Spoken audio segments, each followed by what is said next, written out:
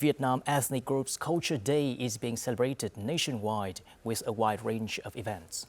Yes, and the occasion aims to celebrate cultural identities and strengthen national unity. In Hanoi, a gathering of representatives from all 54 ethnic groups is being held, featuring a range of distinctive artistic programs and traditional festivals. Traditional instruments like the rattles, the rang rai, and bamboo pipes have accompanied He Hoa Cơ Sơ in bringing to life the Call of the Highlands program. For her, the joy lies not only in singing with her people. When we present Gong culture, visitors join us, holding hands and dancing the song. Even if they don't understand our language, their clapping and encouragement make us feel truly embraced.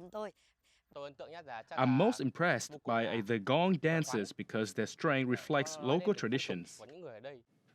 A highlight of this event is the opportunity to engage with crafts rooted in the Mekong Delta, including the hands-on making of mì lầm coconut rice paper, a delicacy that first emerged from the Khmer ethnic group. It's challenging, but with artisans' guidance, I succeeded and even helped children try it.